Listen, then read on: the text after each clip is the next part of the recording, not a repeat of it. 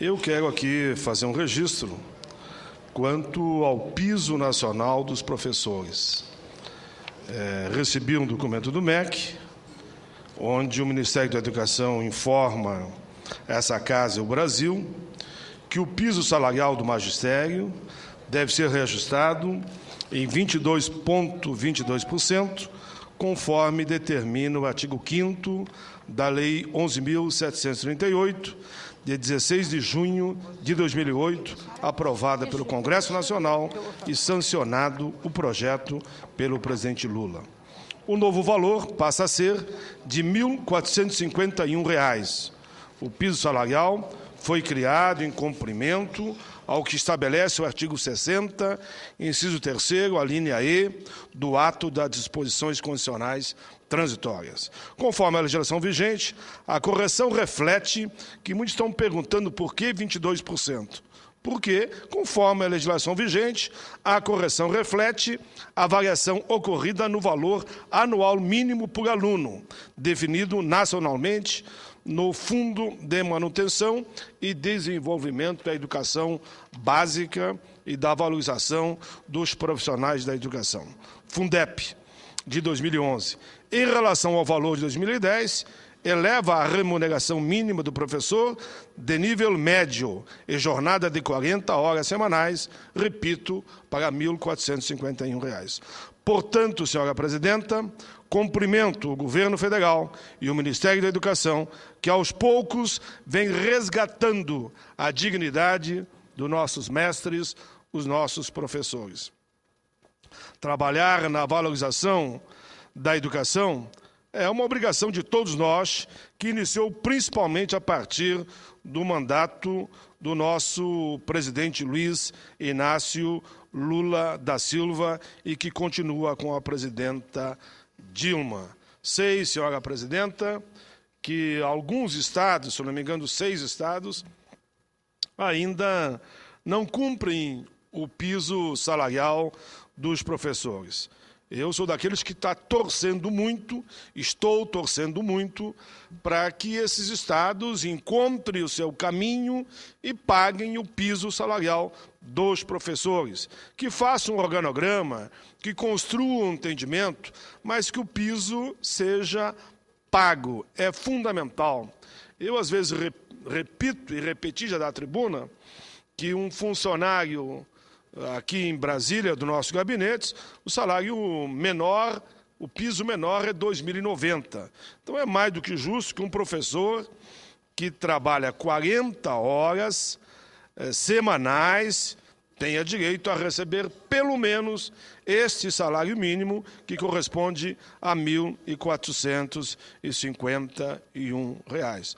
Parabéns ao MEC, parabéns ao nosso governo por ter firmado posição e exigindo que os estados paguem os 1.451, mais do que justo para os professores.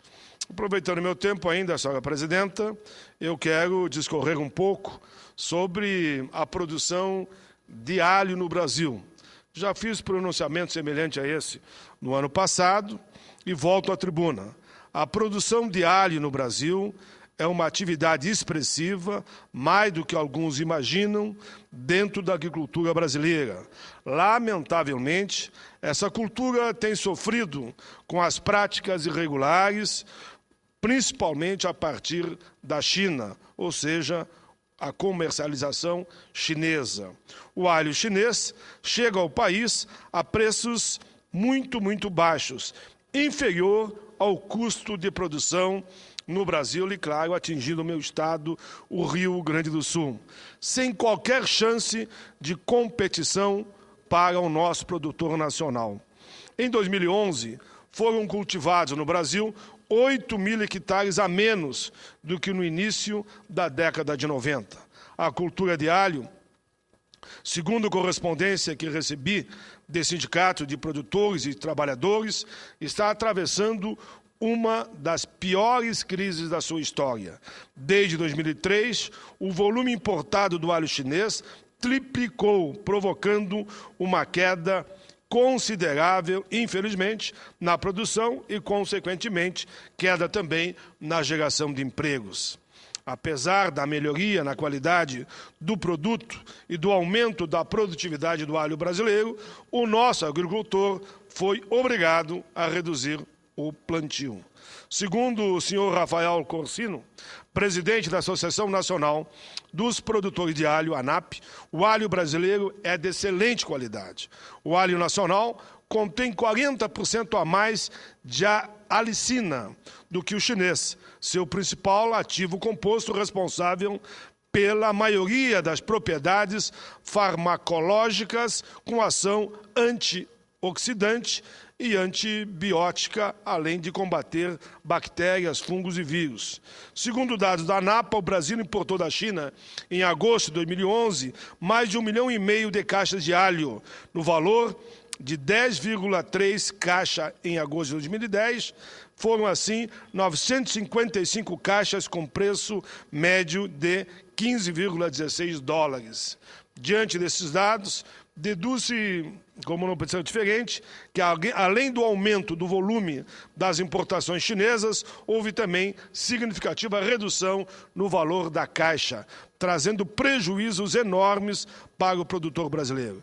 Geramos mais de 30 mil empregos na Argentina e outros 30 mil empregos na China, com o volume de alho importado desses países. No ano passado, com a baixa do preço do alho no mercado interno, resultado da oferta do produto oriundo das importações da China e da Argentina, nós, mais uma vez, vimos que o valor do quilo do alho caiu muito, um prejuízo de R$30 mil em média por hectare plantado, segundo os agricultores e trabalhadores. A produção interna supre 30% do mercado brasileiro. A China, 40%, 45%, a China ocupa 45%, e a Argentina, 25%. Ou seja, a Argentina e China juntos chegam a 70% do que nós consumimos em matéria de alho. O maior problema é a entrada ilegal, sem recolhimento de tributos.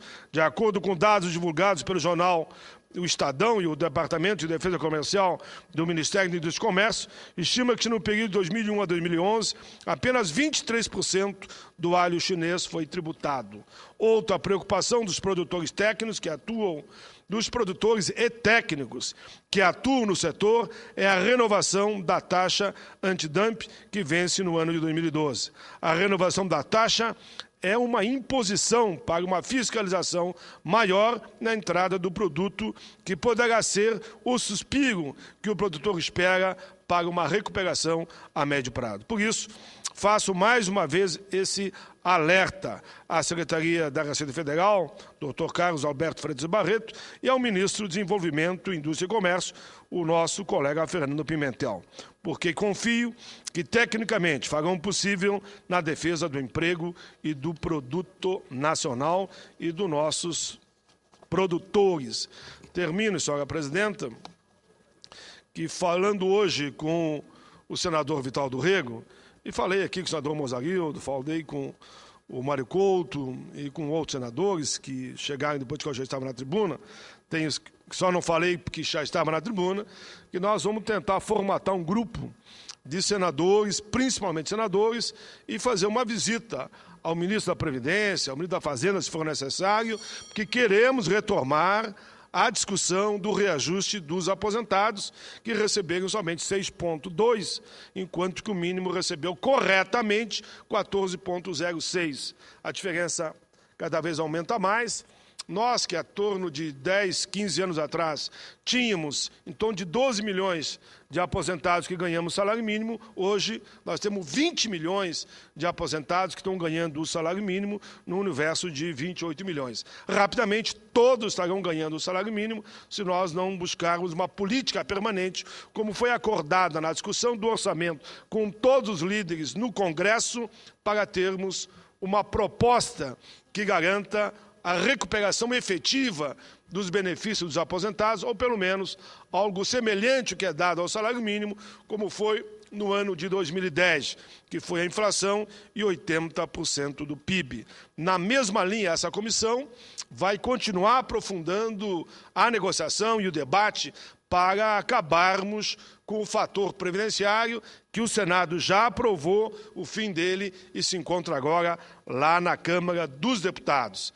O presidente Marco Maia montou um grupo também especial naquela casa para discutir o reajuste dos aposentados, como também o fim do fator, algo que nós, na mesma linha, haveremos de fazer aqui no Senado, e esses dois grupos poderão se encontrar e dialogar com o Executivo para que a gente resolva, de uma vez por todas, esta chaga que atinge diretamente tanto aquele que já está aposentado, como aquele que vai se aposentar. Por não haver reajuste acompanhando a inflação e pelo menos próximo ao real, que é dado ao mínimo, e ao mesmo tempo o fator que corta pela metade o salário daquele que vai se aposentar, principalmente a mulher. A mulher perde 51% daquilo que teria de direito. Era isso, presidenta. Muito obrigado pela tolerância.